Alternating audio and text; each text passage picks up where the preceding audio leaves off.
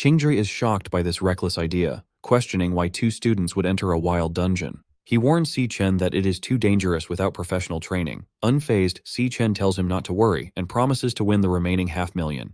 To make up for the extension, Si Chen promises to hand over all the monster materials he gathers from the cave as interest. Seeing Si Chen's lack of fear and clear focus on his debt, Qingzhi sweats in disbelief. He admits to himself that the young man is truly special. Si Chen casually adds that there is a second, more important reason for his visit. With a serious face, Si Chen bluntly states his final piece of news. Whatever he reveals leaves Qingzhi completely shocked, his mouth dropping open in disbelief. Speechless, Qingzhi stands up and stares at Si Chen in stunned silence. Later that afternoon at Qingshui Middle School, Si Chen's younger sister, Si Yun, celebrates the end of her final exams while her classmates complain about the difficult test. Checking her phone, she happily notes the start of her summer vacation. She suddenly remembers that today is also a big day for her brother, his graduation assessment. She looks at her phone's lock screen, which shows a cheerful selfie of her and Si Chen. 4 years ago, an excited Si Chen burst into the room with his admission letter from the National Awakener University, thrilled that he had elemental potential. A younger Si Yun excitedly asked if he was going to become an awakener like their parents. Full of hope, Si Chen promised to join a top guild, make money, and give her a better life. He also believed that gaining power would let him find the truth behind their parents' disappearance. Si Yun cheered him on, confident her brother would become a strong awakener. In a more recent memory, a sad Si Chen sat at his desk. He worried that he was already a senior and still hadn't awakened his powers, while Si Yun watched him. Noticing her worry, he quickly tried to hide his sadness. Forcing a smile, he told her everything was fine and he just needed to work harder. Si Yun reflects on her brother's journey. Despite working harder than anyone, he was the only student who failed to awaken. She realizes how lonely he must have felt watching his peers succeed, all while hiding his pain to protect her. Her classmate, Ju Tong, runs up and greets her. Ju Tong asks if Si Yun has heard the latest news. She reveals that the National Awakener University produced 2 genius graduates this year. Ju Tong explains that both graduates led their teams to perfect scores and were praised by the vice chairman of the Guild Alliance, making their county famous. Ju Tong remembers that Si Yun's brother goes to that university and asks about him. Si Yun hesitates, feeling sad about the question. Before she can answer, a pink-haired student interrupts them with a flirty greeting. The boy, school idol Jin Duoxin, smugly tells Si Yun he booked a private room and asks if she is free to join him tonight. Ju Tong is shocked, asking since when Si Yun knew the school idol. Si Yun just looks very annoyed. Without saying a word to him, Si Yun turns and runs down the hallway as fast as she can. A confused Ju Tong wonders why her friend is running away, while Jin Duoxin watches her leave. Sprinting home, Si Yun imagines her brother crying in failure while his peers celebrate. Desperate to comfort him, she decides to prepare a big feast to cheer him up. Later that night at their apartment, Si Yun prepares a huge, delicious spread of food with a hot pot and many side dishes. Si Chen is amazed by the feast, asking his sister how she made so much food so quickly. As Si Chen happily eats, Si Yun watches him quietly, full of concern. On the TV, the news broadcasts a report on the graduation test at the National Awakener University. Si Chen continues to enjoy his meal while the news details the visit of Vice Chairman Carl. Seeing him act so cheerful, Si Yun assumes he is just faking it to hide his failure. The news reports a rare dual champion event where 2 students got perfect scores. The broadcast reveals that Vice Chairman Carl praised one of the team leaders who earned the perfect score, announcing the name Si Chen. Hearing the name, Si Yun looks at the TV in shock. She cannot believe the news that her brother, whom she thought failed, is actually the genius with a perfect score. In a dark room, a bloody whip lies on the floor, and a voice coldly states that the stage has been set. The speaker is Gong Lin, standing over his beaten son, Gong Ting.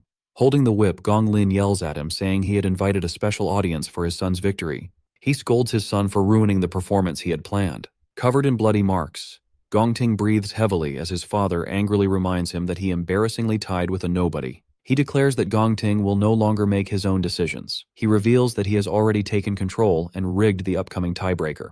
Gong Ting hangs his head in defeat as his father coldly states he will handle the situation himself. He vows to get the victory by any means necessary, obsessed with ensuring first place belongs only to the Gong family. Meanwhile, hearing the news, Si Yun turns to her brother and asks if the Si Chen mentioned on TV is really him. Si Chen calmly eats his dinner and confirms that it is indeed him. Shocked by the confirmation, Si Yun drops her spoon, which shatters on the floor, as a flash of lightning outside mirrors her surprise. She stares at him in disbelief, realizing her own brother achieved such a great feat during the graduation assessment. She is amazed that he not only led his team to a perfect score, but was also personally praised by the vice chairman of the Guild Alliance. A stunned silence settles over the dinner table.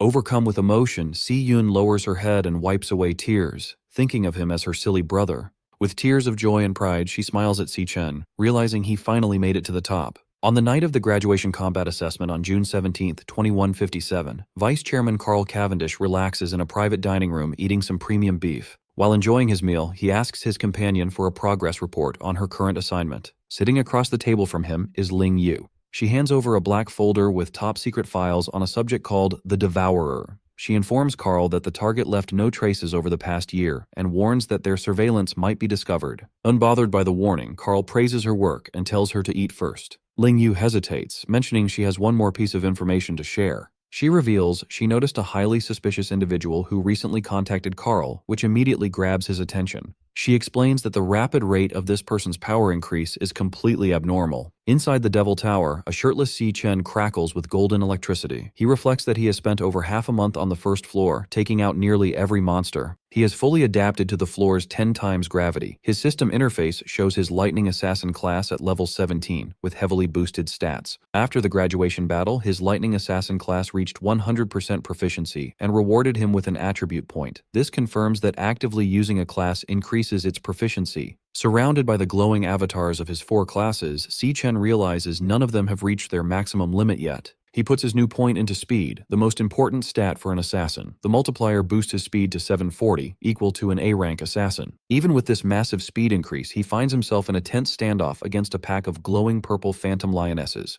His main problem is the floor's lord, a massive phantom lion king, which he has been unable to hit. As 2 lionesses lunge at him, Si Chen activates his Divine Flash skill, transforming into golden lightning to meet them. He notices the Lion King's strange abilities. Whenever he finds an opening to strike, the creature instantly vanishes before the attack lands. He analyzes the pack's combat patterns. They adjust their positions rapidly, but 2 lionesses always fight in close combat while 2 stay on standby. The Lion King also constantly maintains a safe distance from him. Si Chen narrows his eyes in frustration, realizing the Lord refuses to fight directly. Staring down the massive beast, Si Chen wonders what kind of combat class this evasive Lion King possesses. As a phantom lioness charges, Si Chen counters and thrusts a powerful bolt of lightning directly into its mouth. Just as he is about to land a fatal blow, the creature vanishes in a flash of pink light, leaving him frustrated. He figures out this teleportation ability isn't limited to the Lord. The lionesses also vanish when he tries to finish them off. A spatial portal opens, allowing the targeted lioness to safely reappear next to the Lion King.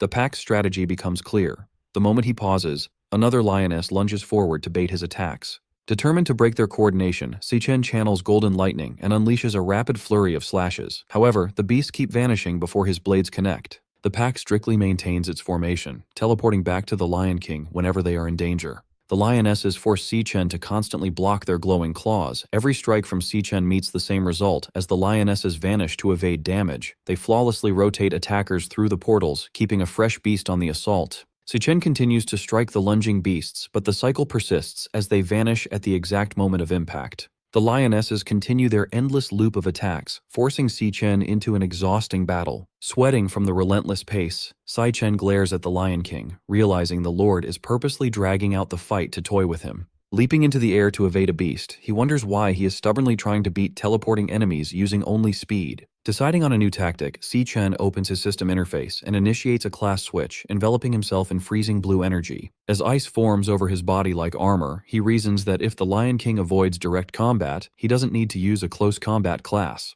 The transformation turns his hair white and his eyes glowing blue. He resolves to use the Mage class to shut down the beast's evasive tactics. The system confirms his class switch to the level 17 Cloud Mage, Frostbone Skeleton King. Standing tall with an icy crown, Si Chen prepares to use his area of effect spells to control the battlefield. Now in his level 17 Cloud Mage class, Frostbone Skeleton King, Si Chen floats high above the battlefield and unleashes a wide-scale spell called Frost Spike. A heavy barrage of ice spikes rains down, causing massive explosions that force the Phantom Lionesses to scatter and retreat. Observing the chaos from above, Si Chen notes that while mages might be weak in close combat, their long-range attacks allow them to completely dominate the battlefield. He targets the Lion King with a concentrated shower of falling ice spikes. Just as the attack is about to hit, the beast uses its spatial ability to vanish. The Lion King emerges from a portal a safe distance away, easily dodging the strike. As the Lion King regroups with the other lionesses, a massive, swirling vortex of icy energy suddenly surrounds them, trapping the entire pack. Si Chen notes that by forcing the beast into his kill zone, he has stopped their hit-and-run tactics. Sensing danger from above, the panicked Lion King looks up to see Si Chen creating a giant sphere of freezing energy called a Frost Blast Bomb. Si Chen coldly states that there is nowhere left for them to hide, leaving the shocked Lion King to let out a desperate roar. Si Chen throws the massive ice bomb downward, detonating upon hitting the ground. The impact covers the entire area in a blinding flash of white light and freezing energy. When the light clears, the devastating power of the spell is shown, leaving the Lion King and its pack frozen solid within jagged pillars of ice. With his targets completely trapped, Si Chen does a rapid class switch, summoning a glowing pink sword into his hand. His eyes glow blue as he confidently declares that the battle on the Dreadspire's first floor is finally over. Using his Stellar Warrior class, Si Chen leaps toward the frozen targets and unleashes a heavy downward strike called Triple Cataclysm. The energy blade easily slices through the trapped lionesses, shattering their icy prisons and cutting them down in one sweep. The defeated beasts dissolve into dark mist, leaving Si Chen standing victorious beside the fallen Lion King. The system confirms his victory. His alias, Ash C, levels up to 24, and he is rewarded with several Phantomane bones and a rare heart. A new prompt appears over the defeated Lion King, showing the boss monster is ready to be devoured. Si Chen stands over the dead beast, gathering a bright light in his hand as he starts the absorption process. His eyes glow red as he focuses his energy on the body, wanting to find out what evasive class the monster used against him. Activating his absorber ability, Si Chen pulls a swirling vortex of dark red energy from the fallen beast into his fist. The energy forms a new system card in his palm, revealing the Lion King's Stellar Tamer class. The card explains its annoying abilities, forcing contracts with other beasts and instantly teleporting them across the battlefield. Examining the Stellar Tamer card, Si Chen reflects that he has never seen a class like this before.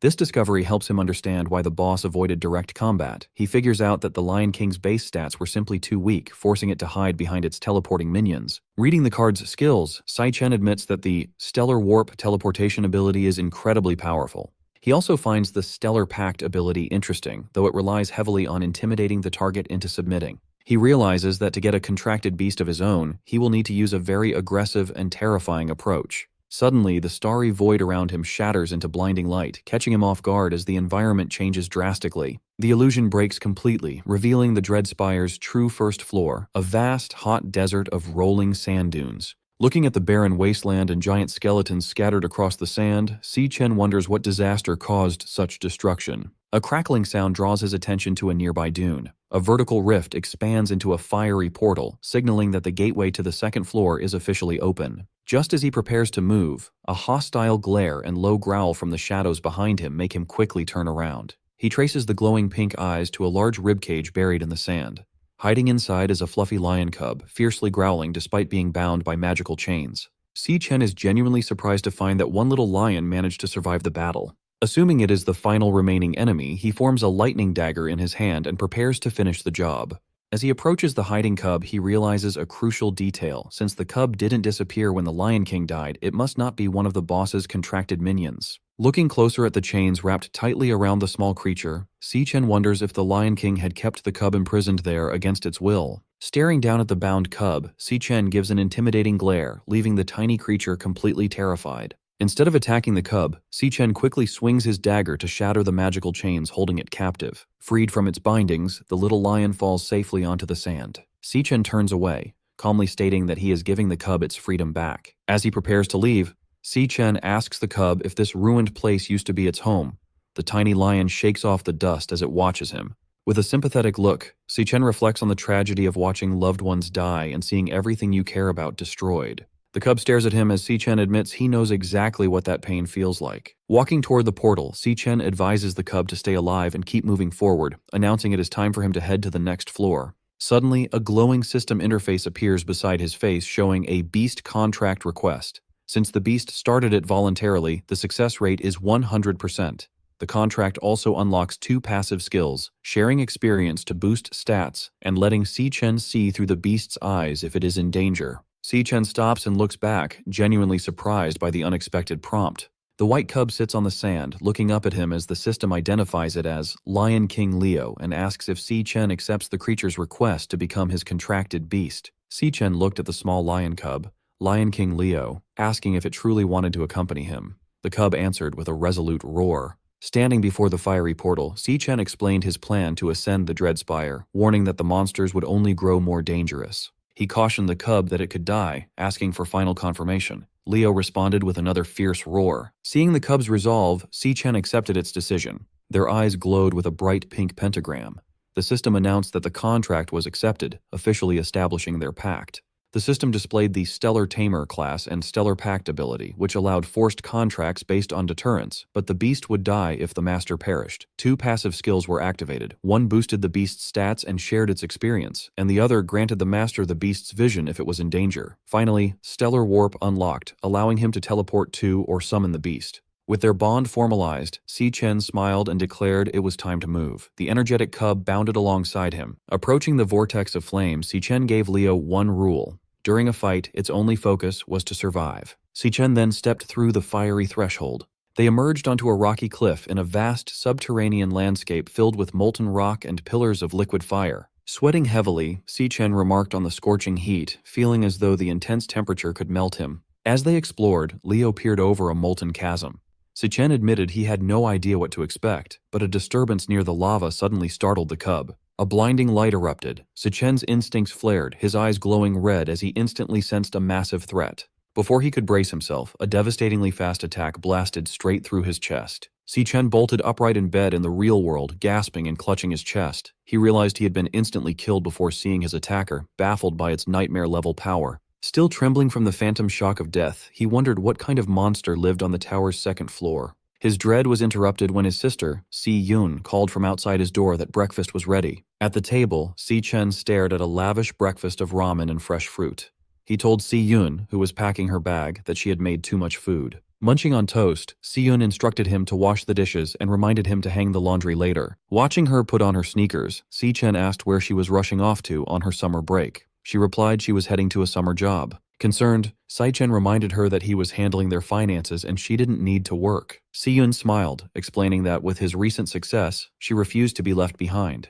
She added that doing nothing all summer sounded terrible, then cheerfully reminded him to do his chores and left. Following his sister's instructions, Si-Chen washed the dishes and hung the wet laundry in the living room. Finishing his chores, he reflected that his sister had always been like this. Looking at a framed photo of them, he admired how tough and unshakable she remained. Ironically, even though she wasn't an adult, he often felt she was the one looking after him. His thoughts darkened toward his looming responsibilities.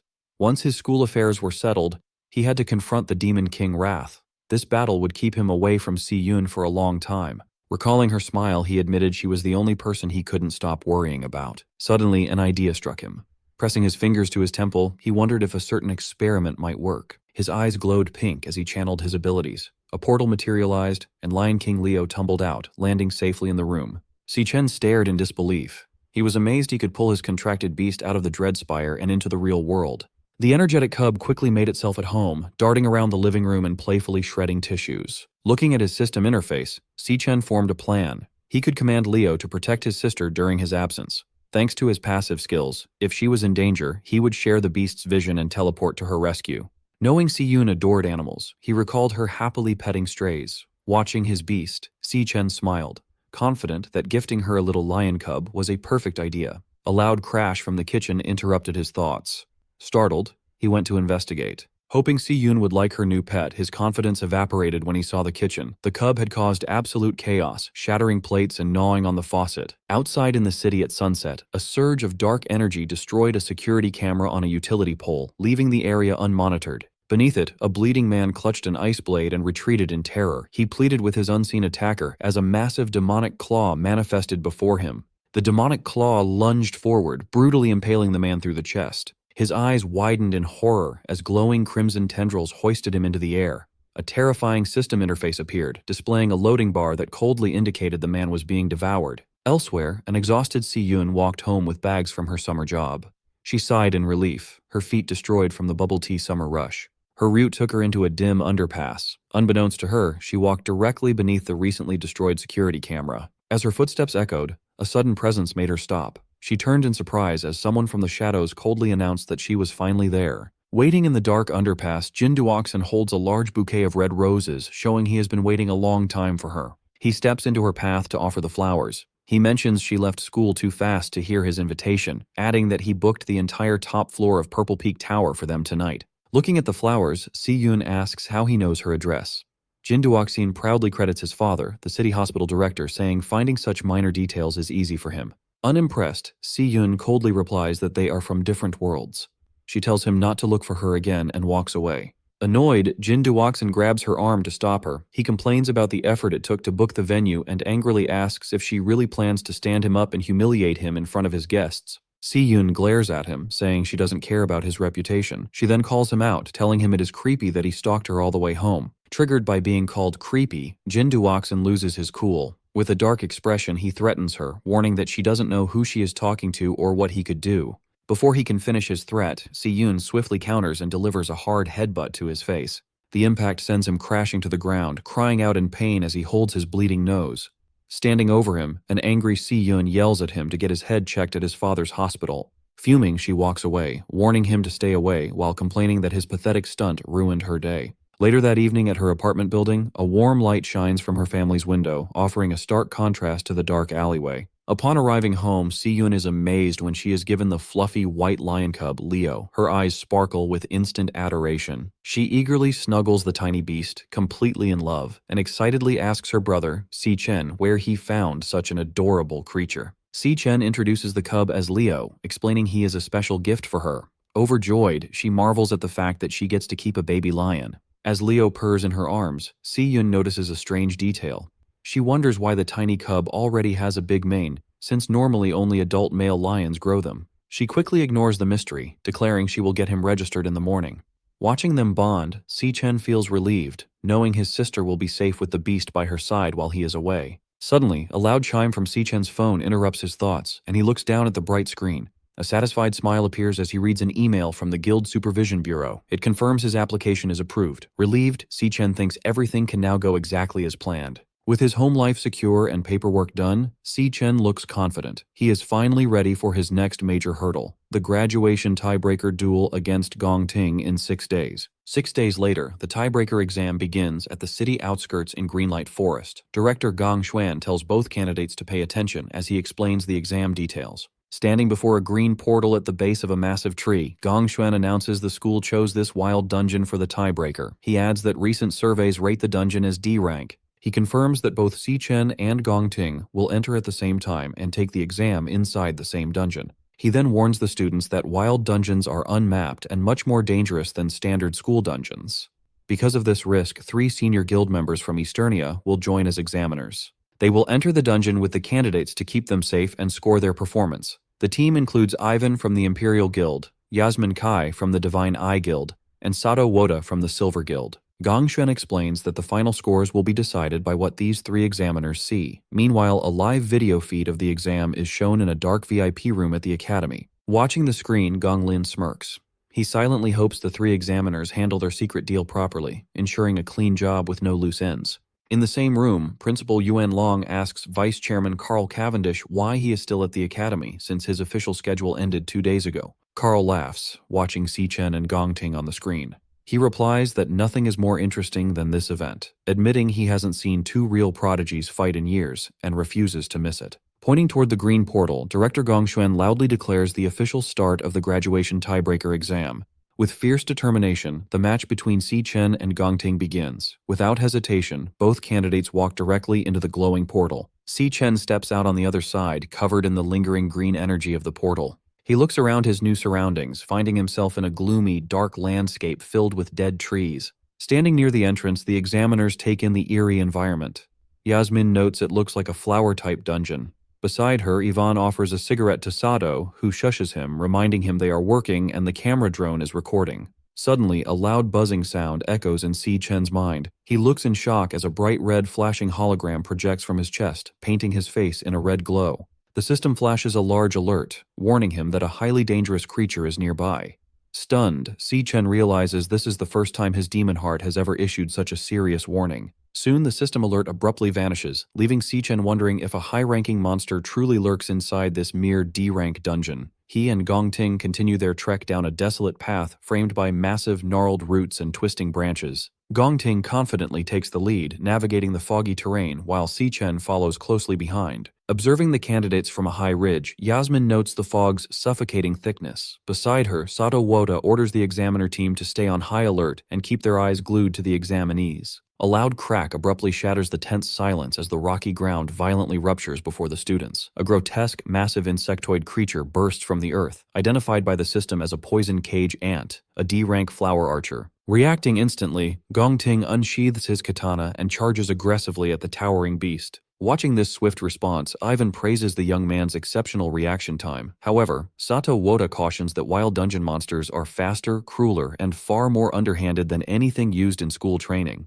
The poison cage ant initiates its attack by firing a toxic volley of glowing green projectiles, but Gongting agilely deflects every strike with his swift blade. With a fluid, powerful motion, Gongting leaps into the air and slices the monstrous insect cleanly in half. As the ant's severed upper torso crashes heavily to the ground, Gongting's blade flares with intense golden energy before he thrusts it straight through the fallen creature. Channeling his nuclear warrior class, Gongting executes a devastating blazeblade barrage, obliterating the monster in a massive, fiery explosion. Observing from the high ridge, Yasmin projects a glowing green 10 from her wrist device. She awards Gongting a perfect score for his field response, commending his instant reaction and effortless neutralization of the monster's ranged attacks. Ivan also displays a perfect 10, praising Gongting's combat logic. He notes that severing the venom-launching organ immediately has effectively stripped the beast of its fighting capability. Sato Woda proudly holds up his own 10, awarding top marks for finishing power due to Gongting's unhesitating, clean, and decisive kill. As Gongting calmly holds his glowing sword, the examiners marvel at his surgical positioning, crowd control, and execution. They agree that maintaining such ice-cold composure against a wild monster is truly exceptional for a student. Sato Woda then directs their attention to Si Chen, who is casually wandering away with his hands in his pockets. Sato heavily criticizes his lack of reaction when the monster appeared, dismissing this apparent disinterest as a complete failure. Gongting remains silent, simply staring at his rival's remarkably relaxed and unbothered demeanor. In the VIP observation room, Carl Cavendish and Principal Yuan Long closely monitor Si Chen. Carl casually asks the principal what he thinks the young man is actually trying to accomplish out in the fog. With a knowing smile, Principal Yuan Long deduces that Si Chen is actively hunting for something specific. Down in the dungeon, Si Chen pauses, tapping his foot against a tangled cluster of giant tree roots. He realizes this central spot offers a way to wipe out the entire threat in a single, sweeping move. Golden lightning crackles to life in his hand, forming a bright, jagged dagger. Declaring he has finally found his target, Si Chen ruthlessly plunges the lightning blade straight down into the roots. The strike sends a massive shockwave of golden lightning deep underground, violently rupturing the earth. A hidden nest of poison cage ants is blasted upward, completely engulfed and obliterated by the explosive electrical energy. Sweating profusely, the examiners realize Si Chen has deliberately targeted the monster nest. They question his sanity, terrified that provoking a horde of D-rank monsters will get everyone killed. Watching the chaotic explosion, Gongting's usual composure cracks, leaving him visibly shocked and wondering what Si Chen plans next. Gathering momentum, Si Chen channels intense electricity into his boots and forcefully launches himself upward. Tapping into his Lightning Assassin class, he activates his Flash God skill, rocketing into the sky as a blinding streak of golden light. Moving at incomprehensible speeds, Si Chen intercepts the swarm of poison cage ants launched by his explosive trap. He unleashes a rapid, relentless flurry of slashes against the airborne monsters. Darting between targets mid-air, he leaves behind a zigzagging web of golden lightning, systematically shredding the entire cluster of beasts in seconds before gracefully descending back to Earth. As Si Chen touches down, the severed remains of the D-rank monsters rain from the sky while golden lightning slowly dissipates from his hands. Up on the ridge, the three examiners are completely dumbfounded. Sweating in disbelief, Sato Woda struggles to process the spectacle. As Si Chen casually brushes green monster blood off his jacket, the examiners realize in shock that his official school report lists him as a mere E-rank awakener. They find it utterly absurd that an E-rank student can effortlessly wipe out a massive swarm of D-rank monsters. Realizing they cannot logically justify giving such a flawless performance a low grade, the compromised examiners frantically whisper among themselves. Desperate to fulfill their corrupt deal to sabotage Si Chen, they consider inventing unfair excuses, like flagging his approach as dangerously reckless or penalizing his technique. Back in the VIP observation room, Carl erupts into boisterous laughter, praising Principal Yuan Long for accurately predicting that Si Chen is hiding his true potential. Carl notes how spectacular it is to witness such an intense display when the exam has barely begun, eagerly anticipating how Gongting will respond to this overwhelming power. Standing behind him, Gong Lin remains dead silent, his expression rapidly darkening as he watches the monitors. Suddenly, the live feed on the large monitor is torn apart by heavy digital static. The image glitches wildly before going entirely blank, replaced by a stark red warning indicating a lost signal. Principal Yuan Long furrows his brow, staring at the dead monitor and questioning aloud why the transmission is cutting out yet again. Outside the dungeon entrance, rapid warning beeps blare from the monitoring equipment. A technician frantically types at his console as the system flashes a critical alert regarding a severe signal anomaly. The diagnostic screen shows the dungeon's official D-rank classification violently glitching into an unreadable question mark. Simultaneously, internal communication signal strength crashes to absolute zero. The technician stares at the corrupted data in pure shock. Director Gongshuan breaks into a cold sweat, demanding to know what catastrophic event is happening inside the dungeon. Their panic peaks when the portal's swirling green energy suddenly dissipates. The glowing threshold vanishes entirely, leaving nothing but an ordinary empty cave opening that effectively traps the candidates inside. Deep within the isolated dungeon, a sinister, ethereal melody begins echoing through the gloom, physically manifesting as floating, glowing pink and green musical notes. Sichen freezes, listening intently to the eerie tune. He immediately recognizes the terrifying presence hidden within the melody. It is the voice of the Demon King, Wrath. Outside the dungeon at 4 p.m., the cave entrance suddenly seals itself, morphing into a solid rock face. Director Gongshuan panics, demanding to know how the gateway has vanished. A technician reports a complete loss of connection, noting that the equipment threw a series of critical signal errors just moments prior. Sweating with anxiety, he orders his staff to get command on the line immediately. He fears that a catastrophe has just unfolded inside the isolated dungeon. Meanwhile, inside the dungeon, an eerie melody physically manifests as floating musical notes in the air. Sichen and Gongting pause, taking notice of the bizarre phenomenon surrounding them. The examiners are equally confused by the sudden shift in the atmosphere. Yasmin Kai asks the others if they hear the noise, and Sato Wota confirms that it sounds like strange music. Feeling the heavy rhythmic thuds of the melody, Sichen grows deeply alarmed. He immediately recognizes the sound as the voice of the Demon King, Wrath. He desperately wonders why Wrath is present in this low-level dungeon, knowing the Demon King is not supposed to appear for another 3 years. Suddenly, the Demon Heart system bombards Sichen with severe high-danger alerts. He tenses up, realizing the interface is screaming at him about an imminent, lethal threat. As heavy thuds shake the ground beneath him, Sichen realizes that something massive stands right behind him in the fog. A sinister laugh echoes through the cavern as a towering, shadowy figure approaches through the thick mist. Visibly shaken by the overwhelming presence, Sato Wota wonders what kind of monster hides in the fog, just as 2 glowing eyes pierce the gloom. The creature steps into view, revealing itself as a grotesque humanoid mantis monster radiating dark energy. Glaring down at the group, it sinisterly welcomes the humans and declares that they have walked right into its trap. Stunned to hear the creature speak, Sato Wota realizes that a monster capable of forming words must be at least a high-tier C-rank beast. He frantically questions how such a powerful entity can possibly exist inside a D-rank dungeon. Fearing the high-level monster will slaughter the students, Sato summons a massive, glowing axe and leaps forward to intercept it. He urgently orders everyone to get behind him for protection. Before Sato can even land his strike, the mantis demon counters with blinding speed. In a single, brutal motion, it swings its scythe-like appendage and cleanly severs Sato's entire arm. As the other examiners freeze in horror, the mantis demon instantly vanishes and reappears directly behind Gongting. Raising its bloodied scythe, it mocks the group, telling them to curl up and accept their fate.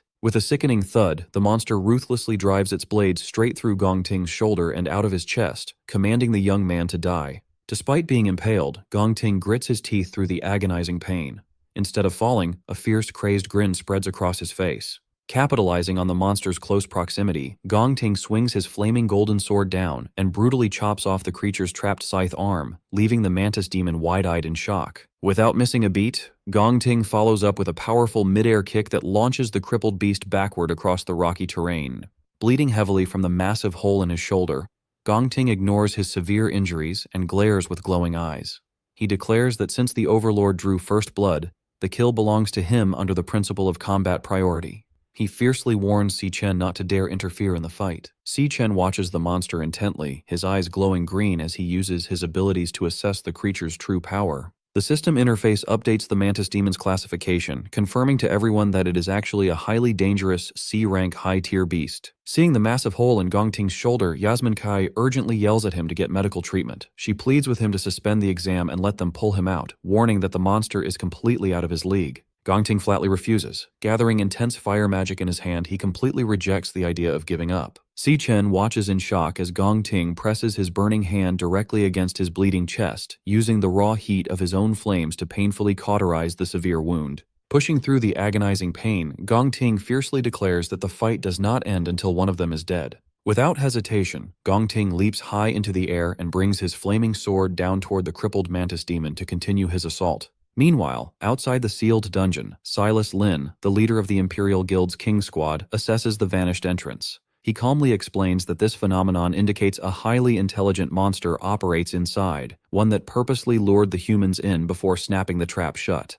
Director Gongshen panics, desperately asking if there is any way to force the entrance back open since the students are still trapped inside. Silas coldly states that there is only one way to make the exit reappear. Someone on the inside must track down and kill the dungeon's overlord. Desperate for a silver lining, Director Gongshuan tries to rationalize the situation. He suggests that since a standard D-rank dungeon caps out at a C-rank overlord, the trapped examiners and students should still have a fighting chance to kill it and escape. Silas quickly shatters his optimism. He reveals that the initial D-rank reading is just a fabricated mask created by the overlord to purposely disguise the dungeon's true, deadly nature. Connecting the clues, Silas deduces that this specific dungeon is the culprit behind the recent string of Awakener disappearances his team has been investigating. He gravely informs a horrified Gongshuan that the trap they stand in front of is actually an extraordinarily dangerous B-rank dungeon. Meanwhile, in the dungeon, the monstrous insect attacks relentlessly with its scythe-like arms. Gongting stands his ground, parrying the heavy blows with his flaming katana.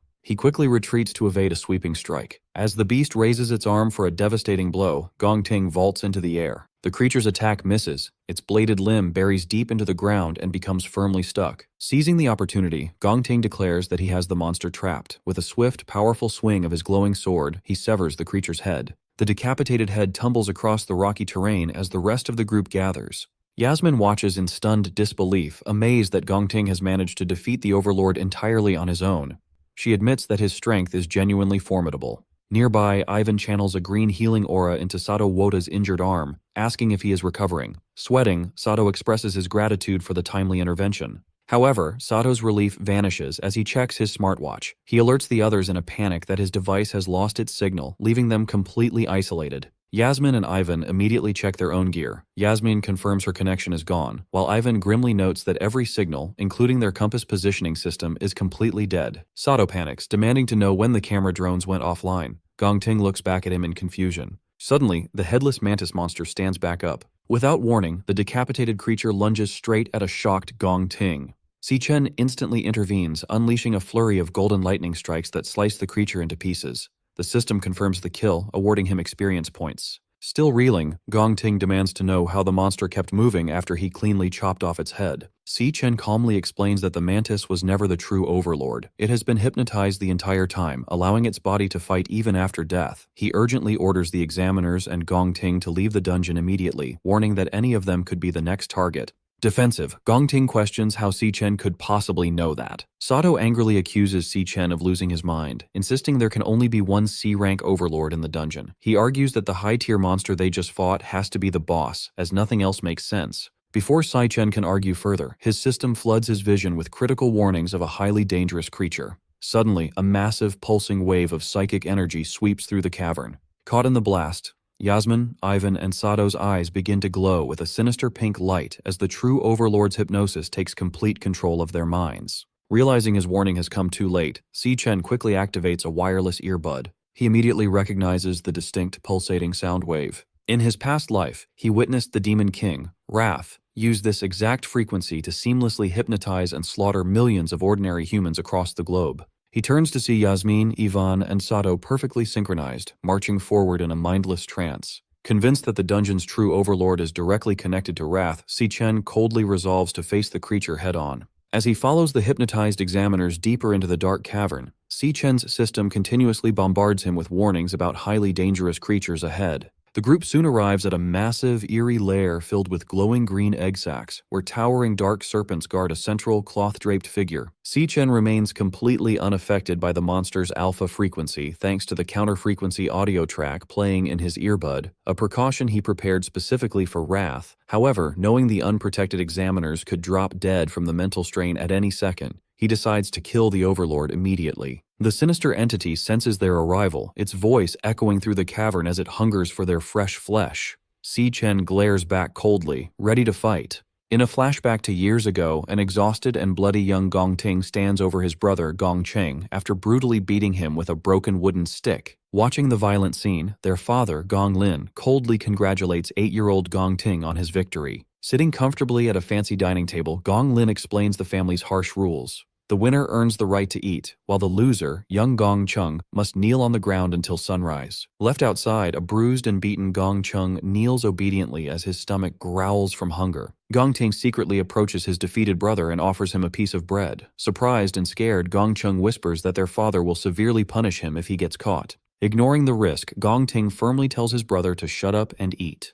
However, Gong Ting's act of kindness is quickly discovered. He is viciously slapped across the face and forced to kneel on the floor, trembling as his father holds a whip over him. Standing over his beaten son, Gong Lin asks if he understands why the Gong family has so much power and status today. He proudly declares that it is because he has never lost a single fight. He drills his ruthless mindset into his son, stating that winners make the rules and losers are forced to follow them. Still defiant despite the abuse, young Gong Ting asks his father if beating him means he gets to make the rules. Gong Lin simply laughs at the challenge. Years later, a badly beaten Gong Ting collapses to his hands and knees. He coughs up blood as his shattered sword falls to the ground, angrily asking his father why he refused his challenge for a fair duel. He demands to know why his father ordered Silas Lin to step in and attack him instead. Unbothered, Gong Lin smirks and explains that his true strength isn't just in his own hands, but in the power and authority he commands over others. Looking down at his defeated son, he says that the world does not run on fair rules. Instead, it runs on one simple truth: you must win no matter what. He continues to drill into Gong Ting that the method doesn't matter, only the final result. As a member of the Gong family, he is expected to always be number one, even if it means throwing away his family, his loyalty, and his own dreams. Gong Lin coldly finishes his lecture, stating that winning is the only reason Gong Ting is allowed to live. These harsh words echo back to Gong Ting's childhood, permanently scarring him with the belief that his survival depends entirely on always winning. Back in the present, the group stands in front of the massive hidden monster Overlord. It is surrounded by a nest of giant snakes and glowing green egg sacs. Si-Chen remains completely unaffected by the creature's mind control magic because he prepared a special audio track in his earbud, expecting to face the Demon King Wrath sooner or later. Knowing the hypnotized examiners have no protection and could die from the mental strain at any second, he decides to kill the beast immediately. Right before he can attack, Gong Ting suddenly grabs his wrist and desperately whispers for him to stop. To break free from the monster's mind control, Gong Ting roughly digs his fingers right into his own severe chest wound, spilling fresh blood onto the floor. Breathing heavily from the intense pain, he admits he doesn't know how Si-Chen resisted the trance. He explains that hurting himself is his own way of keeping his mind clear. He urgently warns Si-Chen that a reckless attack will give away their position and get everyone killed. Sweating heavily, he points out the countless glowing eggs surrounding the monster's throne. He explains that if they trigger the nest, they will be swarmed by dozens of C-rank monsters, making survival impossible. Looking at the trap, he realizes the smart Overlord disguised its home as a weak dungeon to lure in and kill unsuspecting awakeners. Because of this trick, he is sure the monster will eventually come to them on its own. He suggests a new plan. They should play along and stay still. The second the Overlord gets close enough, they will launch a surprise attack and kill it together. Si-Chen looks a bit impressed, admitting he didn't expect Gong Ting to think so clearly and logically under pressure. Despite the compliment, Si-Chen completely rejects the plan. He warns Gong Ting that waiting won't work because this specific monster doesn't even need to move to kill them. He explains that the Overlord doesn't need to attack them physically. With just a single thought, it can force anyone under its spell to kill themselves. Just as he says this, the hypnotized examiners prepare to end their own lives. Sato pulls out a saw, Yasmin points her gun at her head, and Ivan begins choking himself. Acting instantly, Si-Chen uses his lightning speed to strike all three examiners, knocking them safely unconscious before they can hurt themselves. The sudden movement catches the Overlord's attention. Realizing its prey is fighting back, the monster angrily declares that its food has been ruined. Reacting to the threat, the Overlord triggers the glowing green egg sacs, causing them to violently burst open. Dozens of dangerous C-rank blade arm mantises crawl out of the eggs as the Overlord orders the swarm to kill the intruders. As the deadly horde surrounds them, Gong Ting realizes their stealth plan is ruined and decides it is time for an emergency backup plan. Drawing his sword, he steps firmly in front of the unconscious examiners. He orders Si Chen to grab the 3 adults and escape the dungeon, promising to hold off the monster swarm all by himself. Si Chen is completely surprised by Gong Ting's selfless choice to sacrifice his own life for their safety. Gong Ting admits he knows he can't defeat the entire swarm of C-rank monsters alone. However, he firmly states that he can at least buy Si Chen enough time to run away with the others. Clashing his flaming sword against a charging mantis, Gong Ting yells that he is taking responsibility. He blames himself for demanding the tiebreaker duel and dragging everyone into this deadly trap. The overwhelming physical strength of the monster's strike overpowers Gong Ting, easily knocking him backward. Stabbing his sword into the ground to stop himself from sliding, a panting Gong Ting stubbornly insists that since the situation is entirely his fault, he has to be the one to fix it. Si Chen steps forward, admitting that he had completely misjudged his rival's character. As his system starts a class switch, he reminds Gong Ting that he wasn't the only one who agreed to the duel. Fully transforming into his level 24 lightning assassin class, Si Chen summons a glowing blade of golden electricity. Surrounded by the swarm of mantis demons and the giant overlord's buzzing aura, Si Chen channels his golden lightning and confidently announces that he has a plan.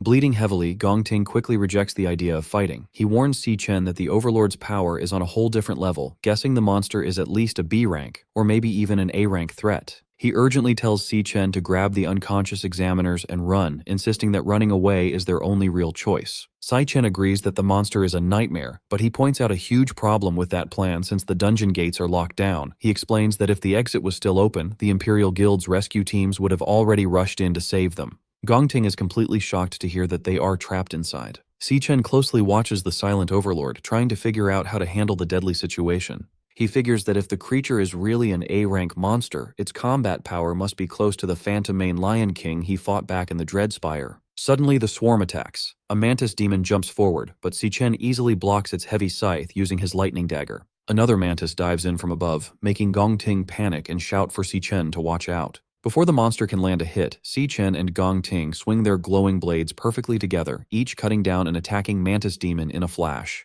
A moment later, a huge swarm of mantis demons screeches and charges right at them. Holding his bleeding chest, Gong Ting grits his teeth, realizing that with so many monsters coming at them, it is only a matter of time before they are completely overwhelmed. Ignoring the terrible odds, Si Chen focuses his energy. Tapping into his lightning assassin class, he forms several crackling blades of electricity in his hand. With a quick move, he shoots out a wave of golden lightning blades, piercing right through several charging beasts all at once. Not stopping there, he activates his Flash God skill. Moving at blinding speed, he rushes straight into the swarm, easily cutting off the heads of multiple monsters in a single dash. Gong Ting watches this crazy show of power in total disbelief, thinking it should be impossible. He knows that the assassin class naturally has very weak base strength, making them almost useless against large groups of enemies. Yet, he watches as Si Chen perfectly dodges a massive scythe swing. Gong Ting then notices that every single one of Si Chen's strikes perfectly hits a weak point. He realizes that Si Chen is completely making up for his class's lack of raw power by using pure speed and perfect technique. Staring at the blurry afterimages, Gong Ting is amazed by just how fast Si Chen is moving. As Si Chen kills the rest of the swarm in a storm of lightning slashes, Gong Ting figures out that his rival's speed is easily at an A-rank level, if not higher. Inspired by Si Chen's amazing skills, Gong Ting grips his glowing sword with new energy, realizing they might actually live through this fight. Annoyed by how stubborn they are, the Overlord steps in. It charges up a massive wave of dark pink energy, starting a powerful boost. The dark energy flows over the remaining mantis demons, greatly increasing their strength and energy. The Overlord angrily orders the powered-up swarm to chop Si Chen to pieces right away. Si Chen stands ready with his electric blades glowing bright. One of the buffed mantises tries to crush him, but Si Chen easily jumps over the attack and slices the monster to pieces in mid-air. Seeing the fight get even wilder, a fierce Gong Ting yells out, telling him to hold on as he gets his own blade ready. Si Chen pushes himself to his limits, unleashing a non-stop storm of golden slashes against the supercharged swarm. Suddenly, a mantis demon appears right behind him. Relying on his crazy speed, Si Chen vanishes just in time to dodge the deadly strike. He reappears and instantly fights back with a rapid storm of close-range slashes, but his attacks fail to cut through the creature's tough new armor. The angry mantis hits back with a heavy blow. Si Chen blocks the strike but gets pushed far back by the sheer force of the hit. Panting heavily, he realizes that the Overlord's boost has pushed every single stat of these monsters right into the B-rank level. He notes that their shells have become as tough as solid iron, making it impossible to easily stab their weak spots, so he figures they need a way to completely break the armor first. Behind him, Gong Ting shouts his thanks, knowing Si Chen has bought him the time he needs. Abandoning his speed, stamina, and elemental control without hesitation, he pours every remaining ounce of power into pure strength. Flames erupt around his sword in a massive exploding pillar, Leah. Later that evening in the rental apartment, Ju Tong arrives with bags of groceries and apologizes for taking so long to buy the drinks. Si Yun, with Leo resting on her shoulder, tells her not to worry since her brother is not back yet anyway. Ju Tong is surprised to hear that he is still out. Ju Tong asks if Si Yun's brother knows she passed the Art Academy exam. Si Yun replies that she has not told him yet, but she did let him know she had huge news to share. Figuring he is just running late, she suggests they start without him. Just then, Si Yun holds up an empty jar and realizes they have run out of garlic sauce. She tells Ju Tong to wait at the apartment while she and Leo make a quick run to the store, adding that she will grab some snacks so they can celebrate properly. Shortly after, Si Yun finishes her shopping at a local convenience store and heads back outside. As they walk, Leo happily eats some food while hiding inside her backpack. Si Yun smiles and calls him a little angel for being so quiet the entire time. She warmly praises the cub for being a good boy and promises to buy him cookies next time. Without Si Yun knowing, she is being watched from a nearby alley. A man standing with a hooded partner holds a picture of her and reports over his radio that he has found their target. He then asks if they should attack. A voice over the radio tells him to wait and follow her until she is out of range of the street cameras. The man confirms the order and keeps watching. As Si Yun walks home, the sound of heavy footsteps follows closely behind her. The stalkers match her pace and start to close the distance. Knowing that the men have been following her since she left the store, Si Yun wonders what exactly they want from her. Hidden inside her backpack, Leo lets out a warning growl. Si Yun gently holds him and asks the cub if he senses the danger too. She whispers for Leo to stay hidden inside.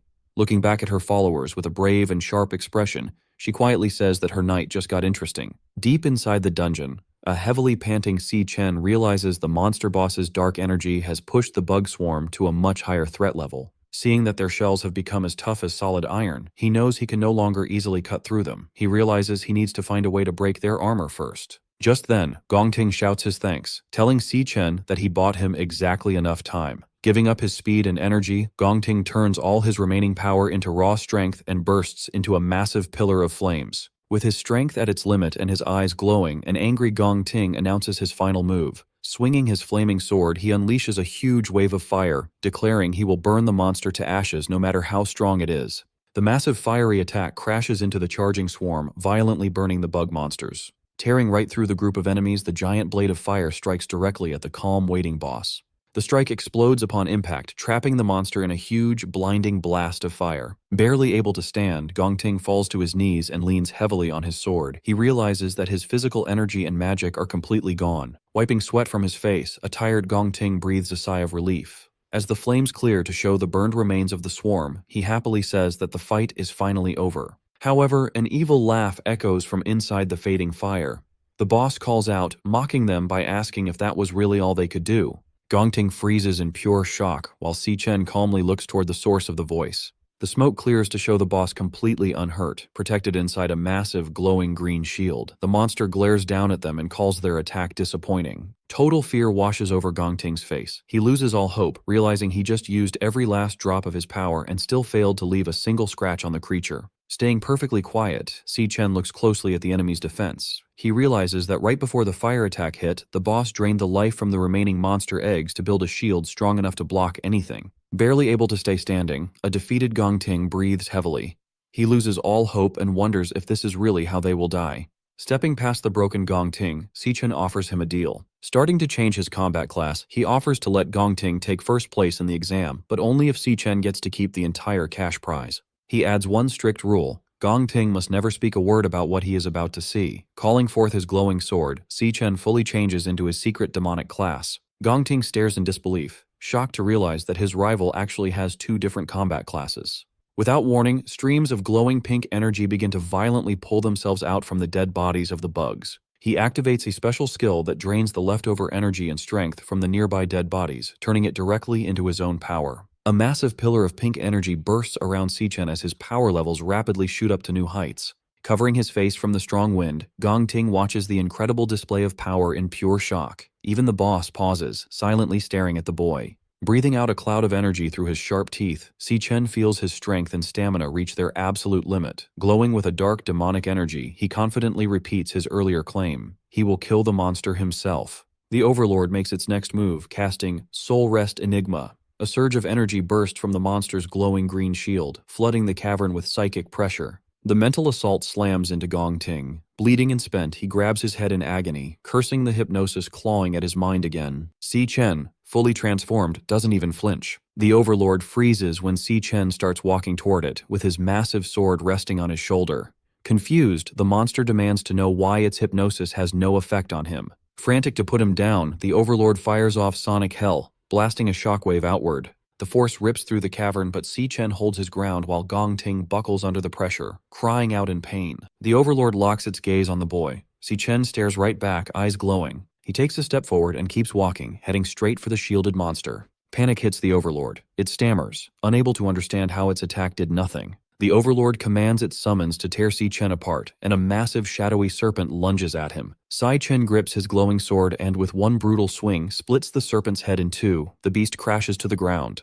Two more giant serpents dive at him from above. He braces, swings his blade in a wide arc, and takes both their heads off in a single cut. With his path clear, Si Chen charges straight toward the Overlord. The monster laughs, declaring its barrier can't be broken. Si Chen asks if that's true and leaps high, positioning himself above the glowing shield. The system announces his stellar warrior skill, Ossuary Collapse, draining the remaining strength from surrounding monster corpses to feed his own power. Si Chen lets out a roar. He brings his sword down with everything he has, and the barrier shatters into pieces. The Overlord stares in disbelief. Gong Ting can't believe it. His rival just destroyed the shield in a single hit. Si Chen drops his weapon and charges his fist with blinding energy. The system confirms the activation of Triple Cataclysm in crushing mode. He drives his fist through the Overlord's body, blowing it apart with a surge of raw energy. The punch slams the Overlord into the ground. As the smoke clears from the crater, the Overlord, reduced to a shadowy remnant, mutters, half dead. Standing over the broken monster, Si Chen orders it to talk. He wants to know its connection to Wrath. The Overlord is stunned, asking how a human could know Lord Wrath's name. Si Chen demands an answer. The Overlord spits back that if it knew where the Demon King was, it wouldn't be rotting in this dungeon instead of trying to break his seal. Si Chen freezes. The implication hits him. Someone in this world managed to seal Wrath away. The Overlord bursts into laughter, warning that Lord Wrath will rise again. It vows the Demon King will reclaim his armies and slaughter every last human down to the bone.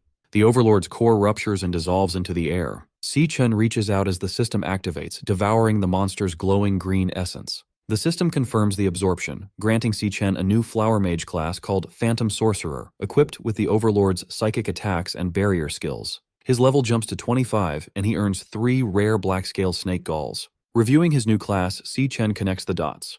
Wrath didn't just appear out of nowhere in the future. The Demon King had already been trapped in their world long before the invasion began. A massive hidden conflict happened in the past to seal him, and Si Chen knows nothing about it. His thoughts break when he notices Gong Ting limping toward him.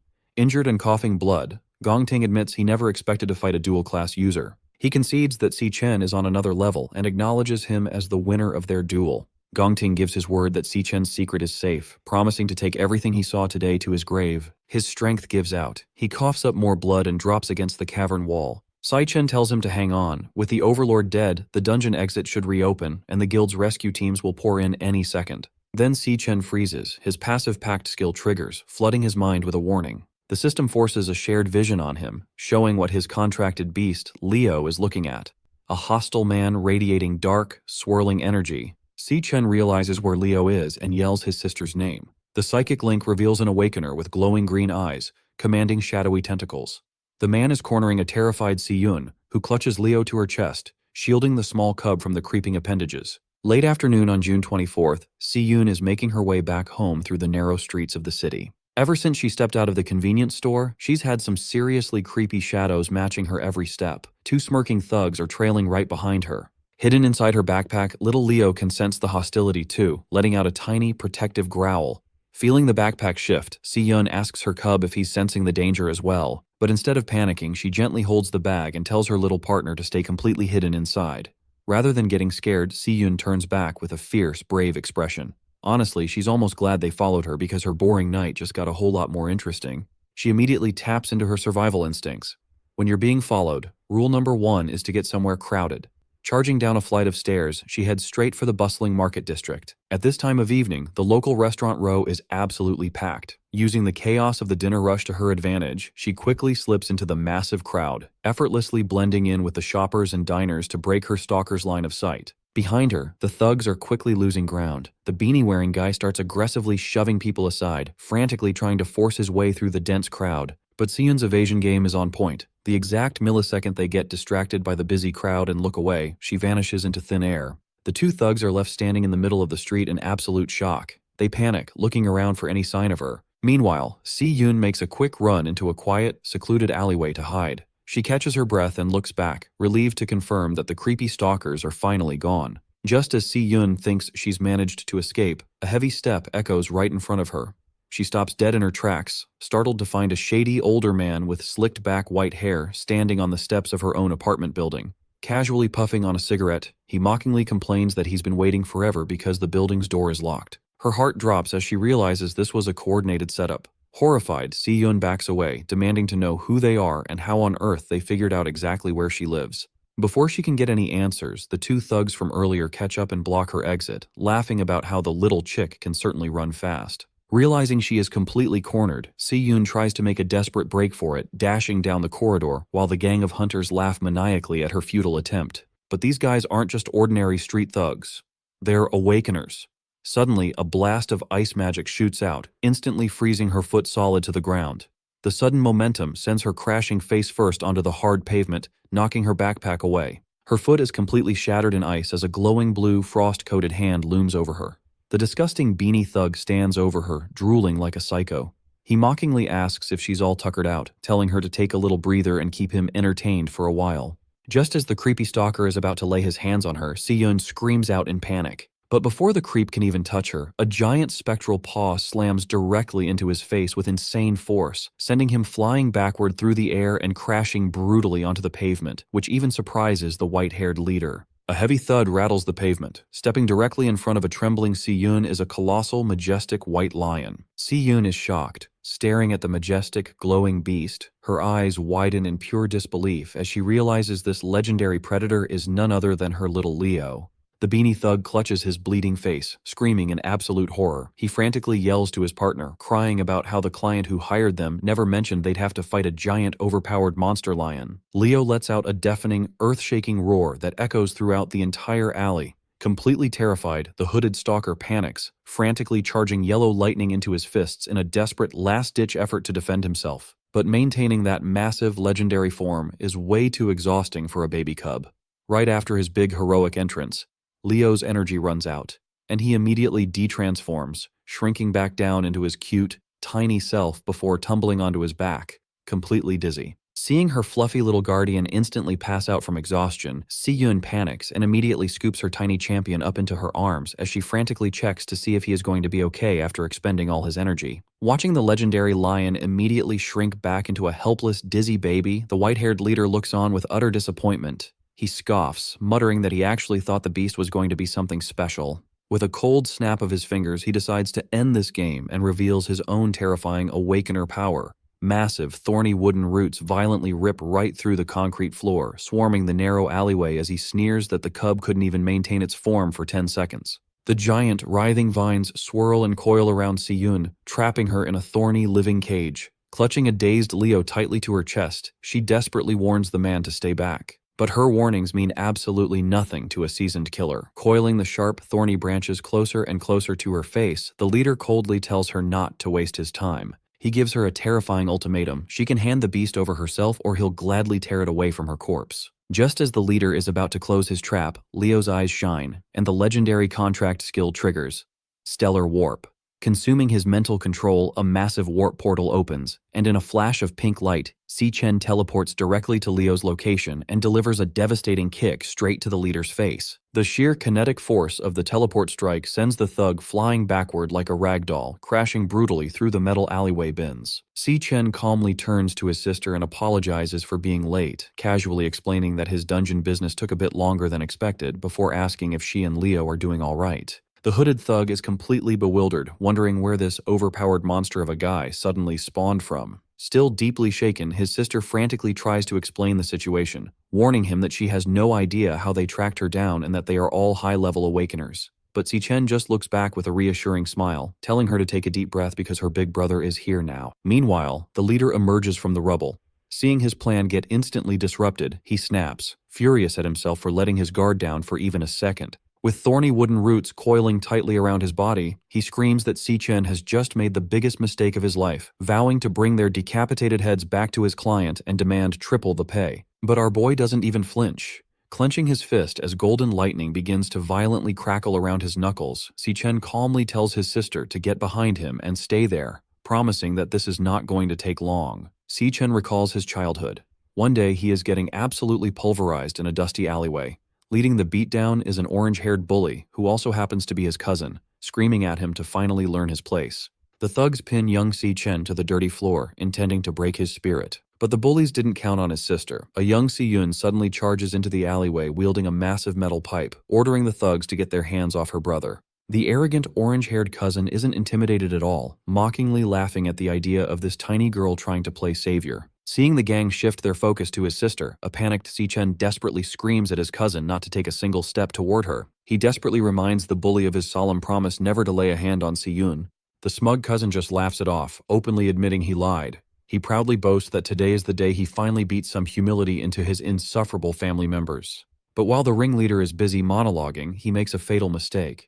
Exploiting the distraction, young Si-Chen spots a heavy brick on the ground, grabs it, and violently smashes it directly into the face of the thug holding him down, shocking everyone. Young Si-Chen is furious. Raising his bloodied brick, he charges straight toward his cousin. The arrogant orange-haired ringleader's face instantly pales as he watches Si-Chen sprint at him with pure murderous intent. Si-Chen delivers a brutal brick smash directly to his cousin's face for breaking his word, sending him crashing heavily onto the concrete pavement. Bleeding and crying on the floor, the defeated cousin shrieks in terror, calling Si-Chen a complete and total psychopath. Catching his breath, young Si-Chen drops his weapon and gently tells a trembling Si-Yun that everything is okay, and she doesn't need to be afraid. In the present, Si-Chen instructs Si-Yun to stay tucked safely out of harm's way, and calmly assures his sister that he will wrap this up in no time. Refusing to let their prey escape, the stalkers charge straight at him, ready to cut him down. Clutching little Leo, Si-Yun panics. She frantically warns him that he's facing 3 highly dangerous, unhinged awakeners, convinced there's absolutely no way her brother can fight all of them simultaneously. The hooded thug charges in, winding up a massive, lightning-infused fist. He screams at Si-Chen, mocking him for just standing there and making no effort to defend himself. But before the guy can even register what's happening, Si-Chen counters with a single, devastating punch that sends him flying headfirst into the concrete wall. Watching her brother effortlessly fold a high-level awakener with one hand, Si-Yun's jaw completely drops. Right on cue, the bleeding beanie thug leaps, desperately lunging with his glowing elemental dagger. Without even breaking a sweat, Si-Chen cleanly catches the thug's wrist mid-air before delivering a brutal knee strike straight to his face. The sheer kinetic force of the strike launches the beanie thug backward, leaving him crumpled in the alleyway garbage bins. Instantly, a massive thorny wooden root rips through the alley toward him, but with insane reaction speed, Si-Chen effortlessly tilts his head to evade the surprise attack. The heavy vine misses entirely, snapping violently against the tiled brick wall behind him. Seeing his subordinates easily taken out, the white-haired leader completely loses his mind, screaming in fury that a mere kid in a school uniform is making a mockery of them. Channeling his plant magic, the boss summons a swarm of massive, glowing wooden spikes, furiously vowing to turn Si-Chen into a human pincushion. Si-Chen remains calm, and tapping into his godlike agility, he seamlessly slips and weaves through the incoming storm of razor-sharp vines without getting a single scratch. In a single fluid motion, Si-Chen launches himself straight through a gap in the defenses, closing the distance instantly. The white-haired boss is horrified, screaming that this shouldn't be possible and panicking over how anyone could move like that. Watching him dominate, Si-Yun suddenly has a realization. She nearly forgot that her brother didn't just barely scrape by his graduation combat exam, he completely and utterly destroyed the competition. Si-Chen winds up his fist and delivers a punch straight to the leader's jaw, showing the gang that he operates on a completely different dimension of power.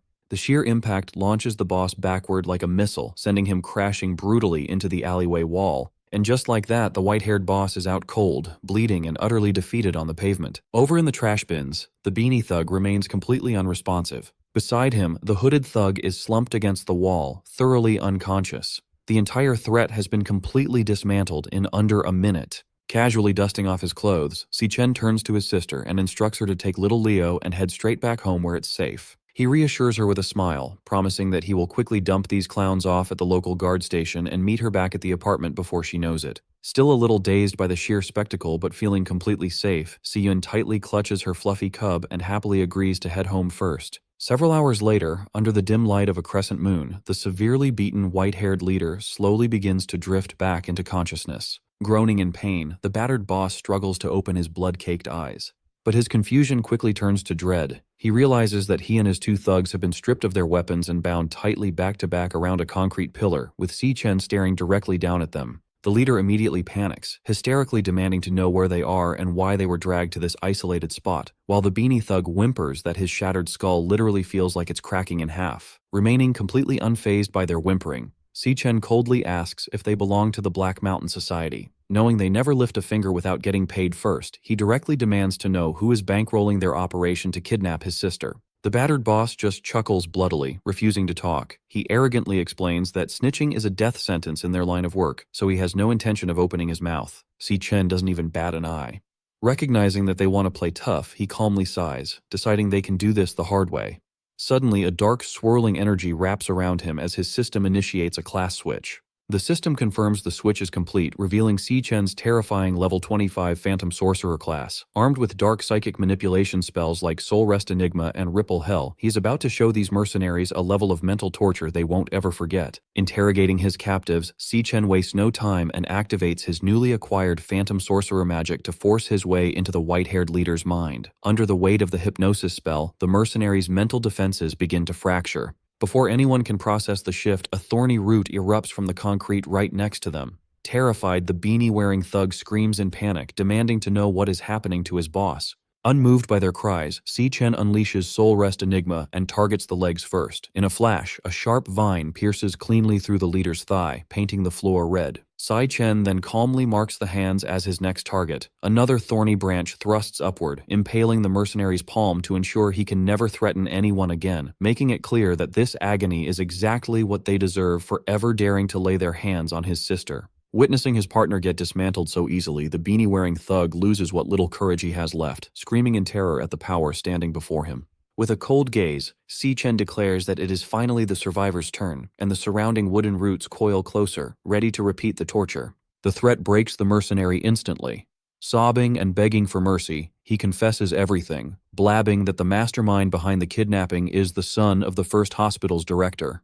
Desperate to save his own skin, the thug yells out the client's name, Jin Duoxin. At 5 o'clock that evening, at a lavish rooftop pool party atop the Purple Peak Tower, Jin Duoxin is lounging, unaware that his hired thugs have already sold him out. His wealthy friends start teasing him, laughing about how the legendary campus heartthrob was rejected twice by a single junior schoolgirl. Jin Duoxin fumes in silence, swearing that she made a fool of him in front of everyone, and promises himself that she will regret every second of it tonight. Annoyed by the constant mocking, he snaps at a girl trying to follow him and storms off toward the restroom to clear his head. While he is at the urinal, the restroom lights begin to flicker and buzz, instantly catching his attention. Growling in frustration, he curses his luck, complaining that even the building's electricity is plotting against him tonight. Suddenly, a shadow looms. Jin Duoxin spins around to find Si-chen standing behind him. Our boy calmly demands to know if he is indeed Jin Duoxin. Down in the surveillance room, the security guards gossip about how the rich kids bought out the top floor and shut off all the security cameras so they could party in private. One of the guards leans in, whispering a dark rumor that many of the girls up there did not come willingly, having been lured into a trap. Shocked by the revelation, the other guard can barely believe his ears.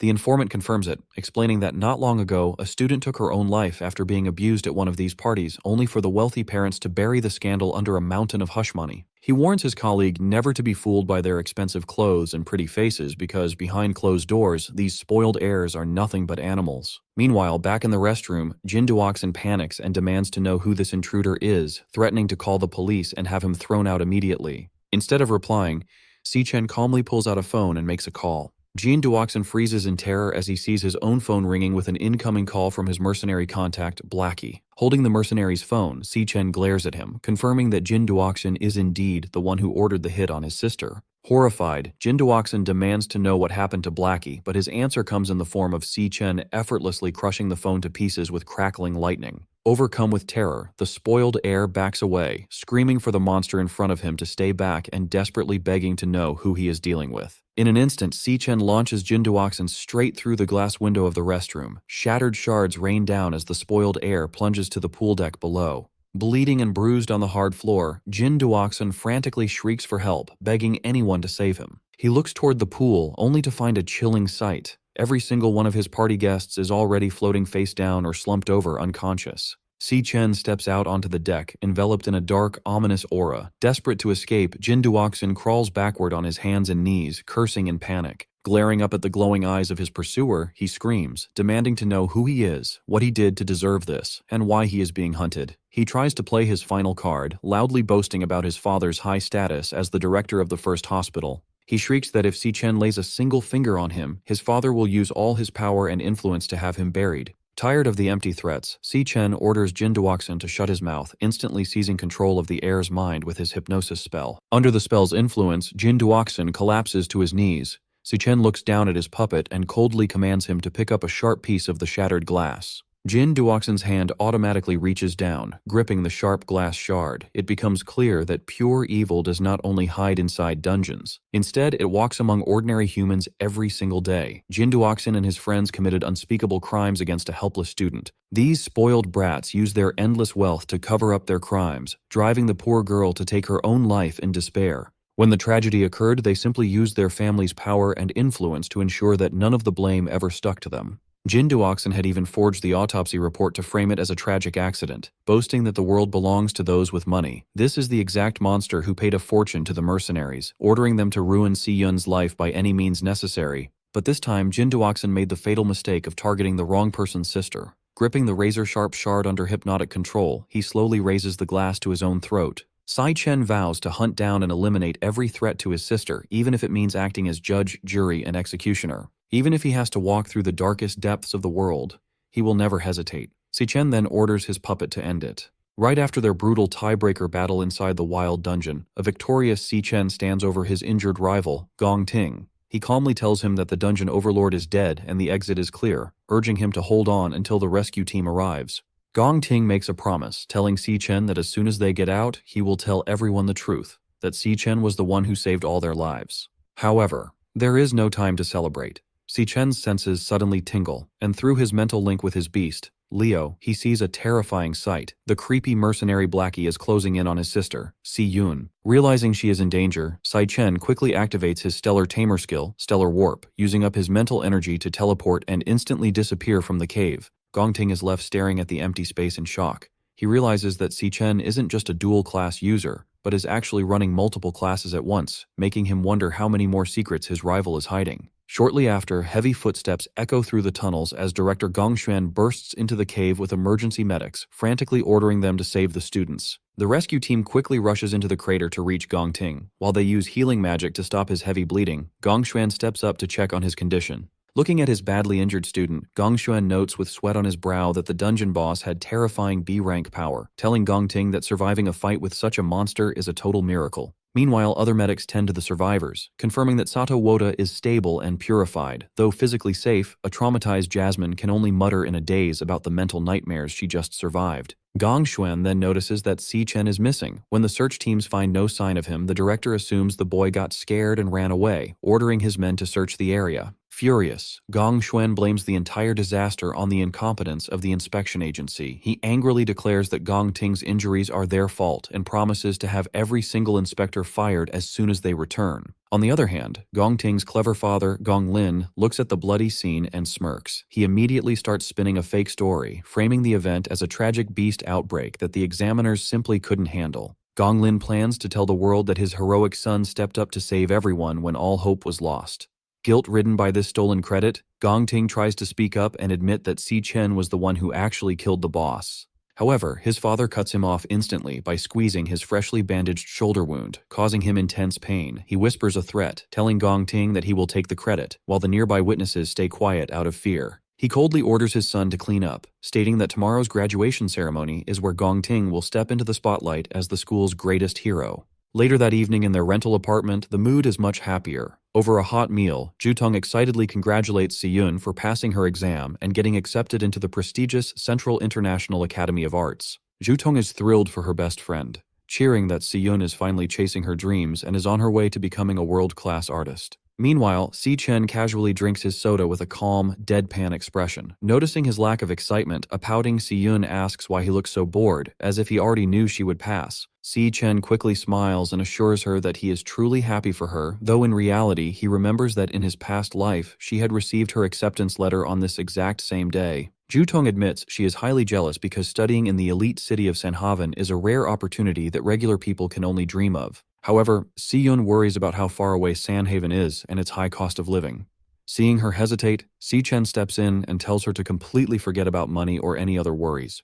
Placing his soda bottle on the table, he calmly announces that as soon as he graduates, he will be working in Sanhaven, right alongside her. This news completely shocks both girls. They jump up, demanding to know how he got recruited by a Sanhaven guild, since those elite groups only hire the absolute best. Happy about the news, Si-yun cheers because they can move to Sanhaven together, while Ju-tong complains about her jealousy, joking that she will have to study hard to join them later. Watching his sister celebrate, Si-chen smiles warmly and makes a silent promise that, in this lifetime, she will never have to sacrifice her dreams for anyone again. Later that night, Si-chen takes a quiet shower to wash away the day's exhaustion. He thinks about his victories. His sister's stalkers are gone, and the stressful graduation exam is finally over. Best of all, his secret deal with Gongting is working perfectly. By letting his rival take the credit, Si-chen will receive the $1 million prize tomorrow, which is exactly what he needs to clear his family's debts. Relaxing in his room, he knows he cannot get comfortable yet. He thinks about the Demon King, Wrath, realizing that if the Overlord was sealed upon entering the human world,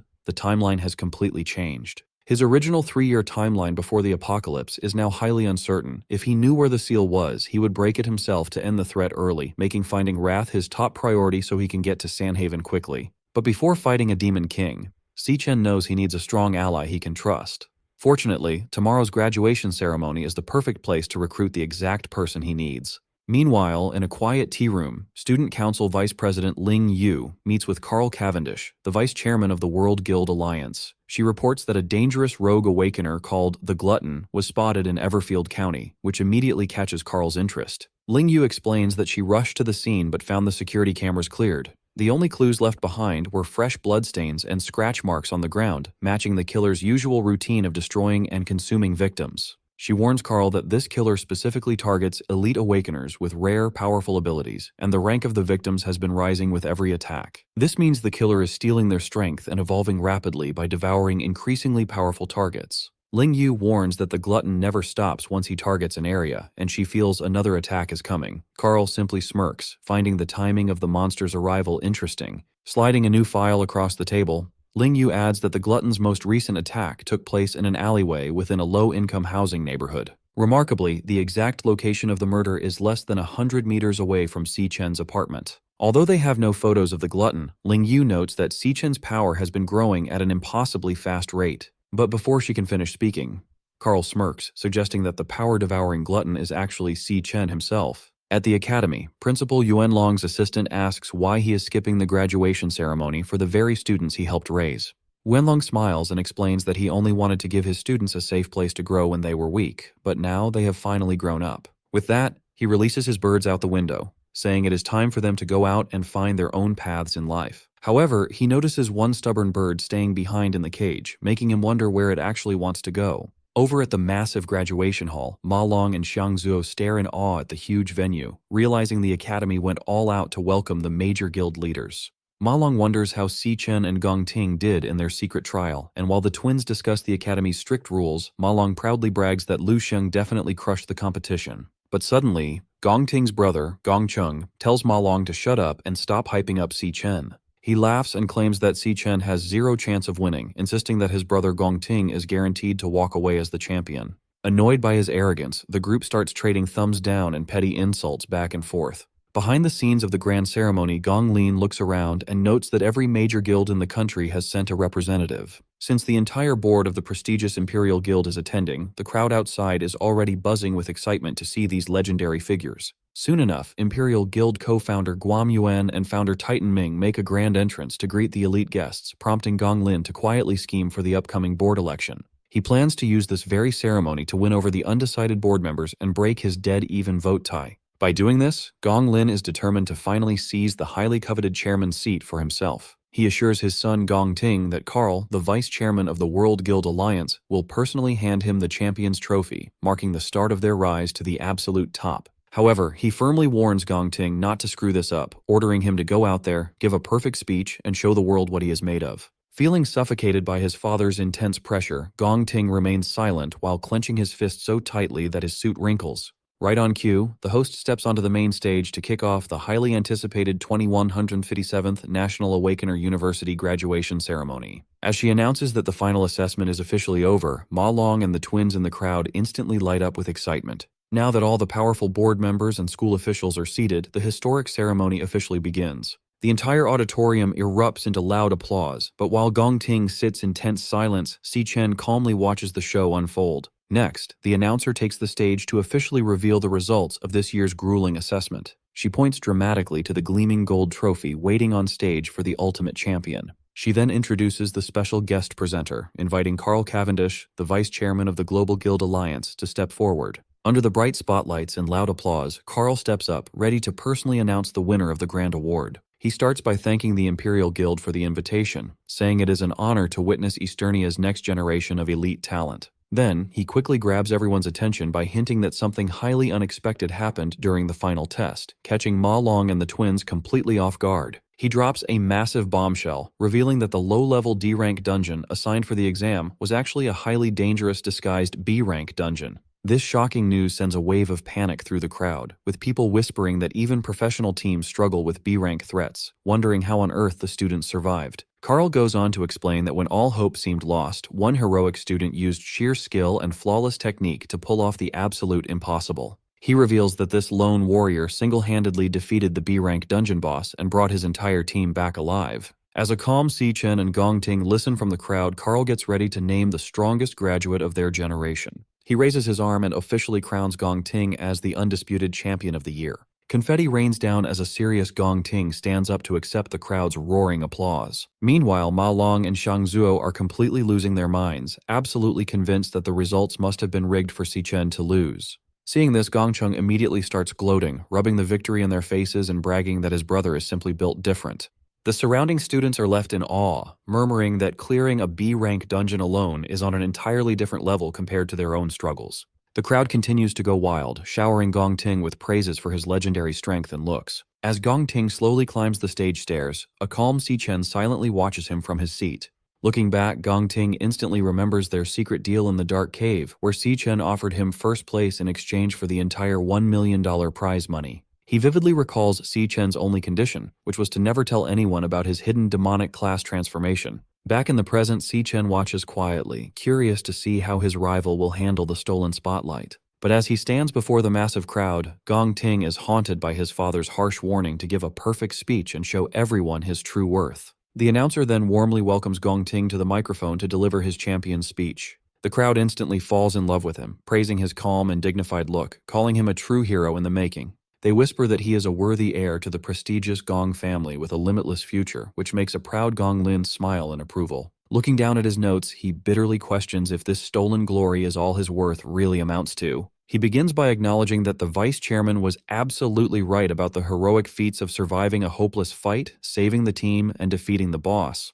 But then, he drops a shocker and reveals the truth. None of those legendary deeds were his, because it was actually all Si Chen. This sudden confession catches everyone off guard, leaving both Si Chen and Carl completely speechless. Hearing this, Gong Lin loses his mind, fuming with rage as he watches his son throw away their family's carefully crafted glory. Meanwhile, Gong Chung panics and shouts in disbelief at his brother's decision while the nearby students whisper in confusion. Gong Ting continues, explaining that the exam went completely wrong, the examiners were knocked out, and only he and Si Chen remained to face the threat. He praises Si Chen as a brilliant lightning assassin, a prodigy who defeated waves of high-level beasts using nothing but pure skill and instinct. Watching his rival fight showed him what true strength looks like, admitting he had never seen that level of power before. He named Si Chen the rightful champion, making our hero glad that his rival kept his secret demonic double-class safe. Panic quickly erupts in the arena as the crowd questions the Academy's integrity, wondering if the official results were rigged from the start. However, instead of getting angry, Carl simply smirks, highly amused by this dramatic turn of events.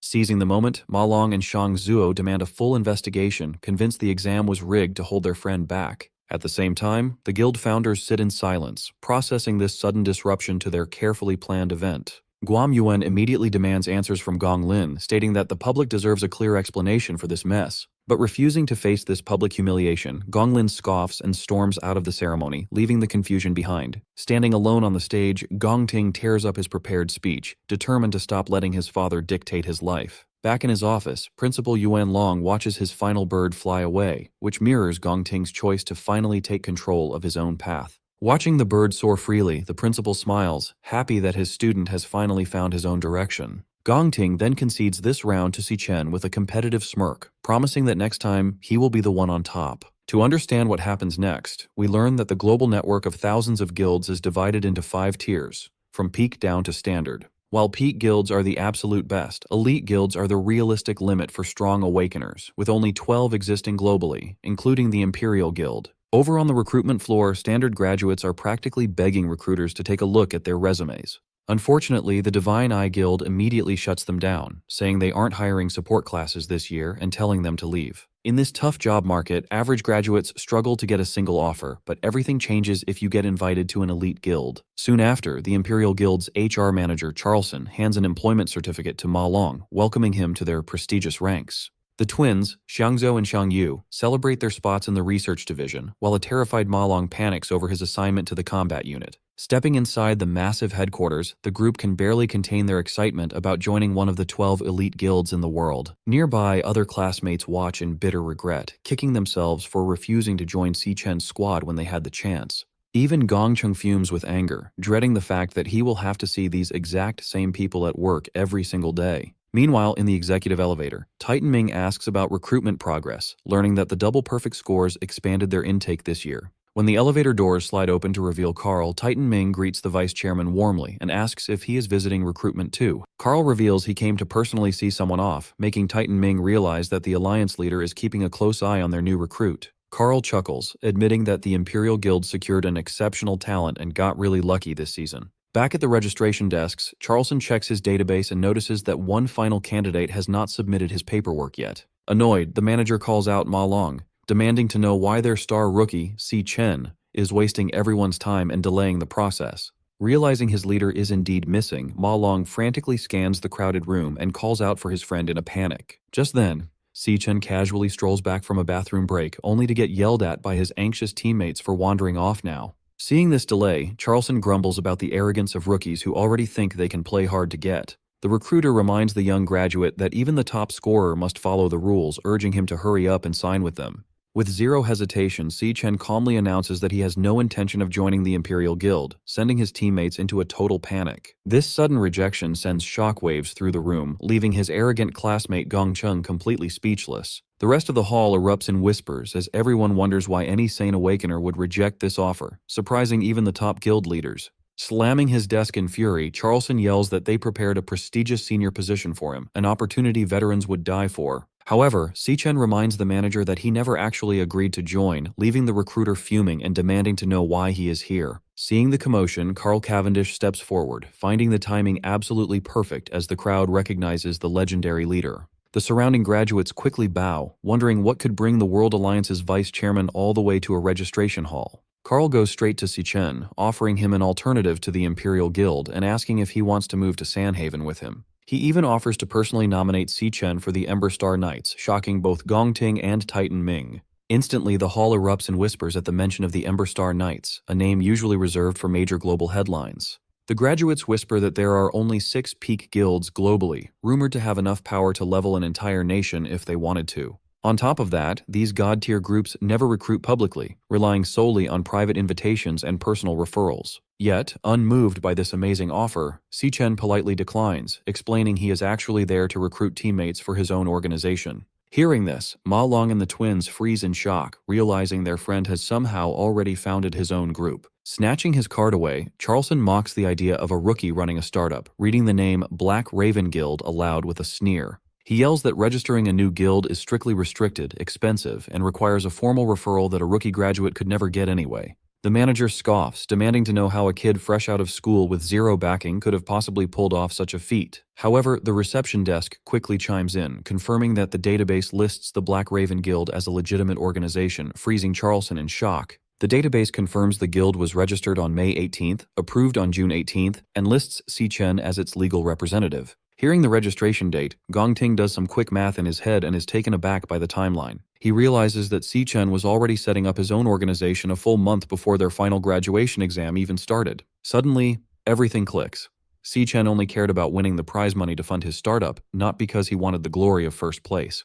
From the very beginning, the Imperial Guild was never on Si Chen's radar, as his focus was entirely on launching his own group. Looking at the calm graduate, the recruiters realize that Si Chen never sought their approval, as he operates on a completely different level. Carl chuckles to himself, noting that Si Chen and his sister really are cut from the same cloth, sharing a fiercely independent streak. Si Chen then reminds everyone that a guild needs at least 2 members to run dungeons, pointing out his group currently only has him. Turning straight to his rival, Si Chen holds out a recruitment card and invites Gong Ting to be his very first member in the Black Raven Guild. Just a week before graduation, Si Chen met with Qing Zhi at the Mithril Exchange to share 2 important updates. First, he asked for a 1-week extension on his debt because tying for first place in his exams meant he missed out on the full cash prize, leaving him 500,000 short. However, this money problem was nothing compared to his second update, which was much more serious. He revealed that he had actually traveled back in time from 10 years in the future, explaining that a group of powerful demon kings would eventually destroy the world, leaving him as the only surviving hero. Si Chen then described how the apocalypse began, explaining how the first demon king, Wrath, used destructive energy waves to tear the earth apart. He went on to explain that a brilliant inventor named Qing Zhi stepped up to save humanity by creating and donating a special defensive tool called the Stillstone. Thanks to this invention, humanity managed to survive Wrath's deadly waves, buying survivors enough time to gather their strength and fight back. Hearing this, Qingzhi stood up in pure shock, because while the Stillstone was designed to block wave magic, the device was currently just an unshared idea in his own head, proving that Si Chen was telling the truth. Si Chen immediately invited Qingzhi to join his team and work for him. On June 26th, after receiving the full debt payment, Qingzhi happily returned Si Chen's weapon to him inside the Mithril Exchange archive room. To cover the interest, Si Chen also pulls a pouch of rare materials from his inventory and drops premium loot like poison cage ant legs, mantis spikes, and a rare snake gall onto the table. Qingzhi is thrilled with the high-quality haul and praises his partner, but Si Chen casually brushes it off, explaining he was in a hurry and could only grab those few items. Qingzhi then asks how recruitment is going for the new Black Raven Guild, and Si Chen admits his top candidate rejected the offer. This news surprises Qingzhi, who assumes this setback will delay Si Chen's planned relocation to the elite city of Sanhaven. However, Si Chen reveals he is actually speeding up his timeline, explaining that his original plan to save the world had 3 phases. The first phase was simple: build a standard rookie guild from scratch with a small team. The second phase involved leveling up the guild to gold status to get permission to challenge S-rank dungeons. Finally, he planned to go to Sanhaven, find the dungeon holding the Demon King of Wrath, and defeat him early. But recent events have ruined his calculations, and Si Chen warns that Wrath may have already appeared much sooner than in his past life. Therefore, he must reach Sanhaven immediately and recruit teammates after arriving, leaving Qingzhi amazed at how complex the situation is becoming. Wanting to help, Qingzhi reaches into his pocket and presents a small digital music player, hoping his quick preparation can turn the tide. He explains that he had a producer friend create a catchy pop song encoded with a specific beta frequency and even secured a partnership with global superstar Michael Bruno. The plan is for the pop star to release the track as a lead single, spreading the frequency worldwide in less than a week. He explains that since this frequency can neutralize Wrath's mind-controlling ripples, broadcasting the song is their most efficient defense system on short notice. Si Chen is amazed that his partner set up a global defense in just 7 days, while Qingzhi simply adjusts his glasses, proud to help prevent the apocalypse. Before Si Chen can even process this massive achievement, Qingzhi reveals yet another surprise. Using his storage ring, Qingzhi projects a custom smartwatch onto Si Chen's wrist, explaining he built it to track S-rank threats and their past locations. He proudly explains that this unique prototype will be the ultimate tool for hunting down Wrath before the invasion begins. Si Chen is surprised that the radar outperforms his own system, realizing his new partner is a genius who built a revolutionary tracking device in 1 week. Qingzhi admits he wishes he had the combat power of an awakener to fight on the battlefield directly. Si Chen quickly reassures him, saying his technological help is already invaluable and promising to handle the combat himself. Still, Si Chen remains on high alert, knowing Wrath is just the vanguard of the invasion, and resolves to gather more intel on the Demon King. Later that evening, inside a rainy hospital, the spoiled heir Jin Duoxin is locked in a padded cell as a drooling mess from Si-chen's hypnosis, while his furious father, Ronald Jin, watches. The angry old man demands to know who dared to break his family's pride and ruin his son. He then orders a squad of elite, top-tier A-rank awakeners to hunt down the culprit by any means necessary and make them pay. Accepting the job, the lead assassin reveals a glowing energy blade hidden in his umbrella, confidently promising to deliver the culprit's head today. Suddenly, a heavy pressure rattles the room, forcing the director to his knees as he vomits in pain. As heavy footsteps vibrate through the floor, the elite mercenaries instantly sense a powerful presence heading straight toward them. When the monster approaches the door, the hunters ready their elemental powers and firearms, bracing for a fight. Suddenly, the demon appears directly inside the room, grinning as it announces it is time to feed, revealing itself as Voraloon, the demon king of gluttony. This is the end of the video. If you guys want to see the next part, then don't forget to subscribe and like the video.